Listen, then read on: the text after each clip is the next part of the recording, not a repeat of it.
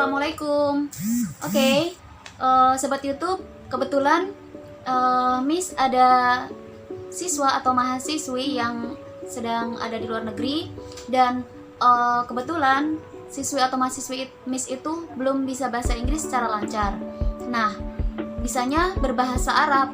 Kali ini dia mengambil kursus bahasa Inggris yang Miss handle. Dan kali ini Miss akan menyampaikan materi yang termudah, yaitu penggunaan pronoun. Baiklah, simak baik-baik ya. Mungkin nggak hanya untuk siswi Miss aja, tapi semua atau Sobat YouTube yang menyimak materi ini mudah-mudahan tahu bagaimana simple bahasa Inggris tentang penggunaan pronoun. Oke, noun itu adalah kata benda.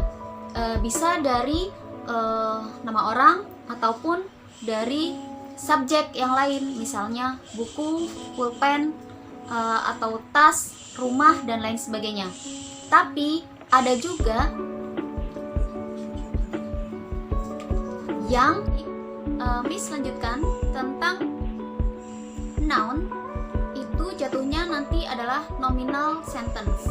Beda dengan verbal sentence. Nanti perbedaannya atau di kesempatan lain, di video lain, Miss akan menceritakan tentang verbal sentence itu apa. Kali ini adalah nominal sentence atau noun dari kalimat yang diawali dengan noun atau nominal. Contohnya, the book is mine. The book itu adalah subjek, is itu predikat, mine-nya itu adalah dari pronoun. Oke, contoh lain dari kalimat nominal yang dari contoh lain, misalnya my cat is cute. My cat is subject, is predikat, cute ini adalah adjektif. Jadi nominal sentence enggak hanya bisa dipadu-padankan dengan adverb ataupun objek yang lainnya, tapi bisa juga dengan menggunakan adjektif. Oke, kita kembali ke pronoun. Sebetulnya pronoun itu apa? Pronoun adalah kata ganti noun. Fungsinya dia mengganti subjek, kemudian objek, dan juga posesif. Nah, pronoun ini disebut juga dengan subjective pronoun, objective pronoun, possessive pronoun, dan reflective pronoun. Jadi ada 4. Pertama, subjektif. Nah, subjective pronoun itu adalah berarti kata yang mengganti subjek. Dia disebut dengan noun, maka kategorinya adalah pronoun ketika dia mengganti subjek, maka disebutlah subjective pronoun. Contohnya, I, you, we, they. Ini adalah subjective pronoun. He, she, kemudian nama orang, Anissa, Yulia, dan lain sebagainya. Ini adalah subjective pronoun. Nah, penggunaannya sebagai pengetahuan kita tentang part of speech, ya berarti I study English now, atau I'm studying English now. I adalah subjective pronoun. Ini adalah untuk pemahaman tentang part of speech atau grammatical English dari gramatikal yang sesuai subjek, predikat, objek. Hampir sama untuk subjek, predikat, objek, hampir sama dengan bahasa Indonesia.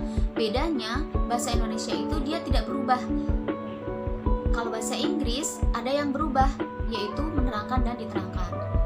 Lanjut untuk objective pronoun. Apa itu objective pronoun? Objective pronoun adalah noun atau kata ganti noun yang letaknya adalah di akhir.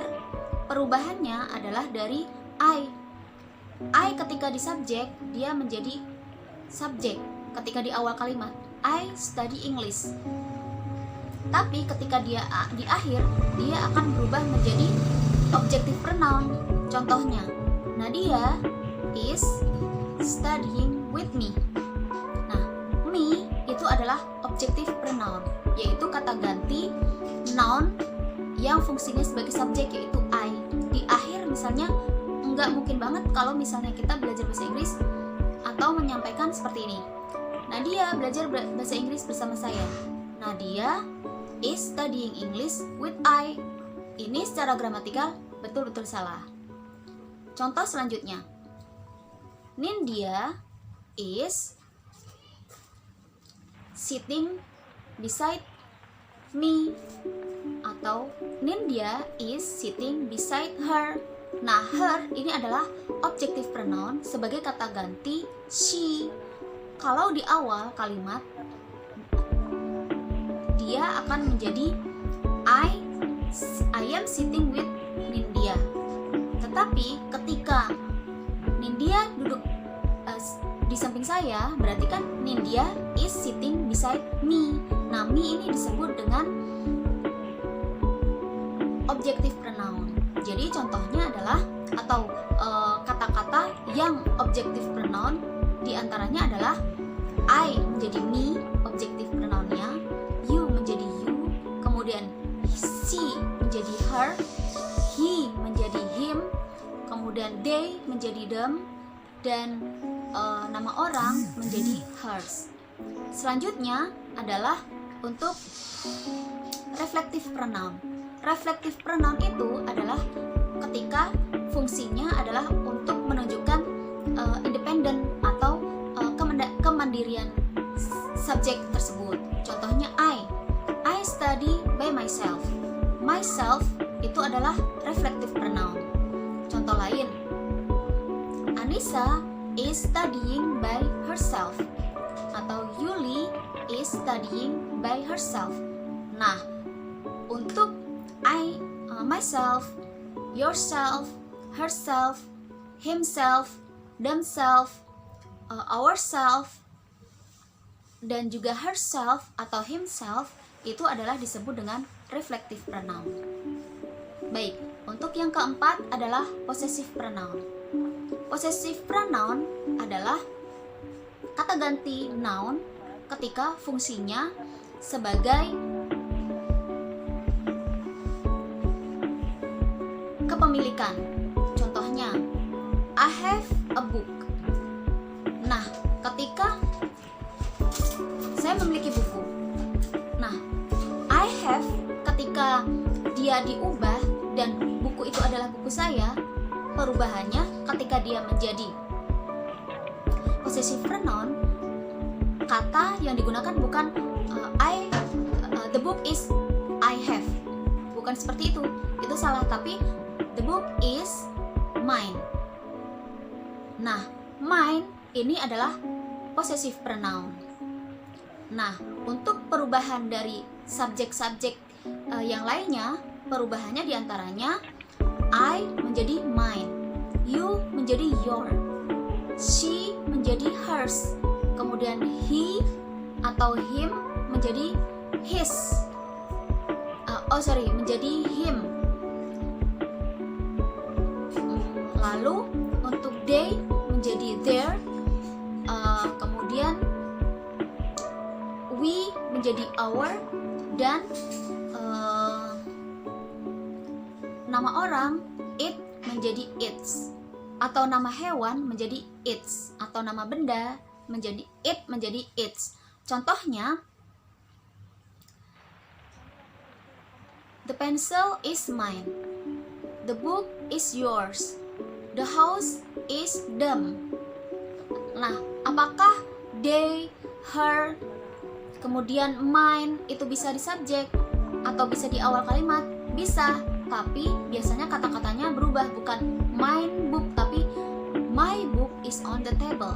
Nah, perubahannya kalau I jadinya my, you menjadi your, kemudian she menjadi her, he menjadi his, kemudian they menjadi them atau their, lalu we menjadi our. Nah, untuk contohnya, buku saya, our book, buku saya, my book, kemudian rumah kita, our house, rumah mereka, their house. Nah, itu semuanya adalah tentang pronoun. Miss akan refleksi sekali lagi bahwa pronoun penggunaannya adalah fungsinya untuk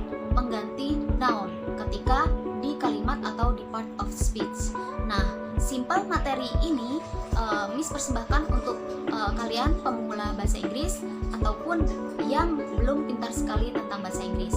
Mudah-mudahan bermanfaat. Jangan lupa, don't forget to like, comment, and subscribe for my YouTube channel. Thank you for watching. Thank you for listening. Wassalamualaikum warahmatullahi wabarakatuh.